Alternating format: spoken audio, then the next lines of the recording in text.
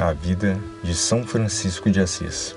Tudo o que quereis que os homens vos façam, fazei vós a eles. Mateus 7:12. Um jovem nobre que se converte e abandona toda a sua riqueza para viver o Evangelho de Jesus Cristo em sua total plenitude.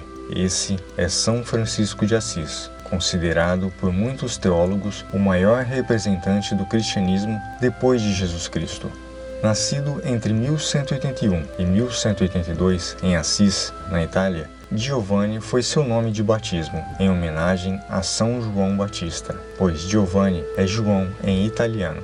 Seu pai era Pedro Bernardoni, um rico comerciante, e sua mãe Pica Boulemont, uma senhora de raízes francesas. Não há muitas notícias sobre sua infância, mas teve uma educação cristã. O nome Francisco surgiu do estreito laço de seus pais com a França. De acordo com alguns relatos, o pai começou a chamá-lo de Francisco, que significa francês em italiano, porque seu filho adorava a França. Em outros, o pai mudou seu nome em homenagem à França, terra de onde trazia suas mercadorias e o fez um comerciante muito rico. Em sua juventude, era parecido com os outros jovens de sua época. Aventureiro, tinha o sonho de se tornar cavaleiro e rumar para as guerras e batalhas que haviam. Mas, segundo Tomás de Celano, um frade que foi seu primeiro biógrafo a pedido do Papa Gregório IX, além de ser esse jovem sonhador, ele vivia também a se vangloriar nos jogos, nos passatempos e conversas fúteis. Na verdade, era muito rico e esbanjador, mas nunca avarento. Francisco era um jovem ambicioso, queria um título da nobreza, e entre os anos de 1201 e 1202 partiu para uma guerra entre Assis e a cidade vizinha de Perúgia. Acabou por se tornar prisioneiro. Fraco e doente, após um ano é libertado por seu pai, após pagamento de um resgate, e volta para Assis, mas já um tanto indiferente aos prazeres mundanos.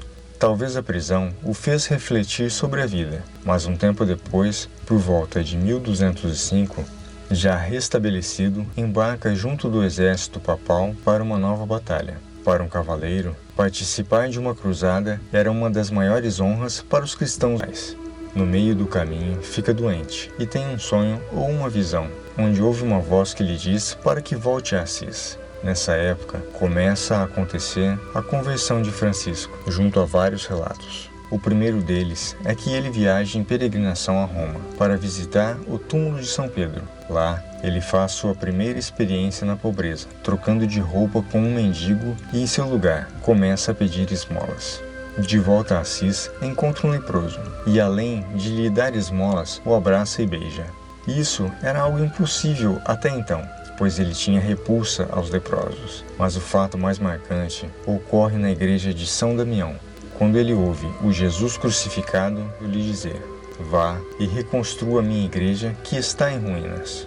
Francisco sai da igreja, vende seu cavalo, vende também algumas mercadorias da loja de seu pai e volta à igreja para doar tudo. Mas o padre não aceita, pois conhecia muito bem o pai de Francisco. Francisco pega então todo o dinheiro e dá aos pobres. Seu pai fica furioso e o aprisiona em casa, alegando que ele está enlouquecido.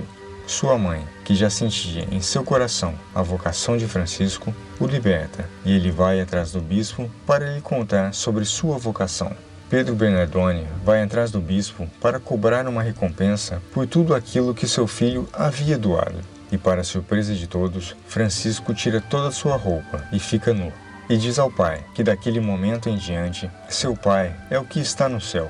A partir daí, Francisco se afasta de seus pais, de seus amigos e se entrega totalmente ao serviço dos mendigos, leprosos, pobres e à reconstrução de capelas e oratórios, sempre mendigando seu pão e pedindo a contribuição das pessoas para que ajudassem nessa empreitada de servir a Deus, sendo com pedras ou com seu trabalho na reconstrução das igrejas. E assim o faz com a igreja de São Damião, a de São Pedro e da Porciúncula. Esta última, a igreja de Santa Maria dos Anjos, é onde começou a nova ordem de seguidores de Francisco, ou simplesmente franciscanos. No começo de 1208, Francisco sente que precisa carregar a palavra de Deus e começa a reunir pessoas para formar um grupo de frades. Ele foi o primeiro na história do cristianismo a chamar sua comunidade de fraternidade. No ano seguinte, já eram 12 pessoas. Foi quando decidiu ir até Roma para pedir ao Papa Inocêncio a aprovação de sua regra para a fundação da Ordem dos Frades. A regra consistia na pobreza absoluta aos frades e à ordem. Todos teriam uma vida semelhante à de Jesus Cristo e seus apóstolos, conforme narrada nos Evangelhos. Não possuíam absolutamente nada.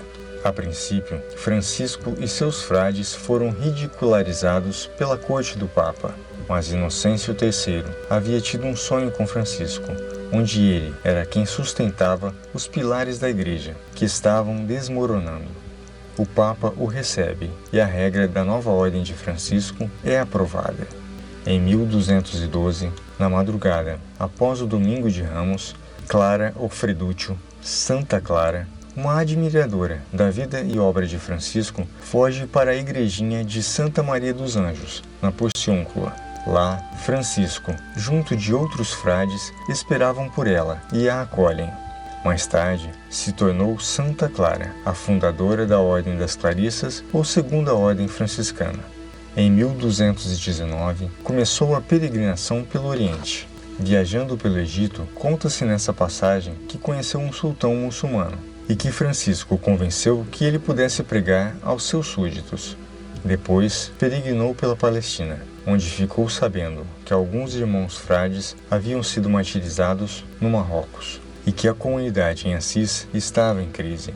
Quando volta a Assis, fica decepcionado com o que vê. Parte dos frades ainda seguem a regra, mas outra parte se revolta e não a seguem mais, vindo a quebrar fortes preceitos, como a de viver a eterna pobreza.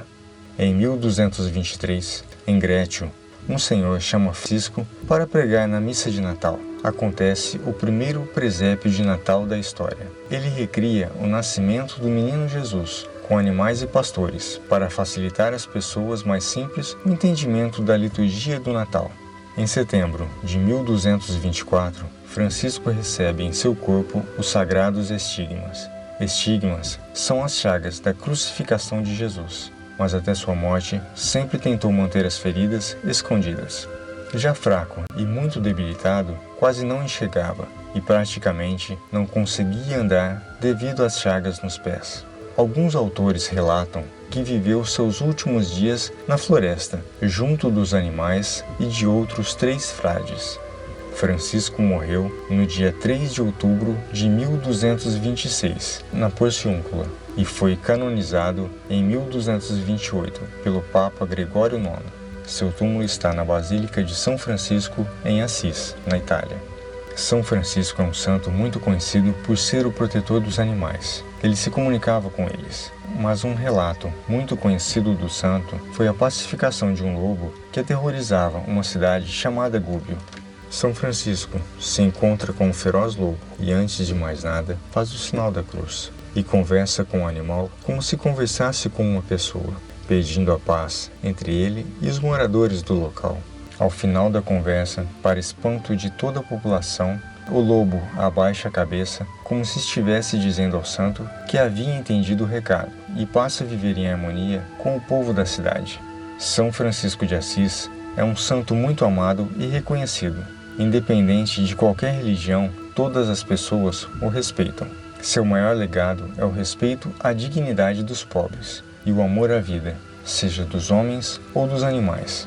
No dia 29 de novembro de 1979, o Papa João Paulo II proclama São Francisco de Assis patrono da ecologia. São Francisco de Assis, protetor dos animais e patrono da ecologia, é festejado no dia 4 de outubro. Gostou do vídeo? Compartilhe, clique no joinha, assim estará ajudando na divulgação desta história. Inscreva-se no canal e ative o sininho das notificações. Sempre que houver novos vídeos, você será avisado e venha conosco para esta expedição sobre a vida dos santos católicos.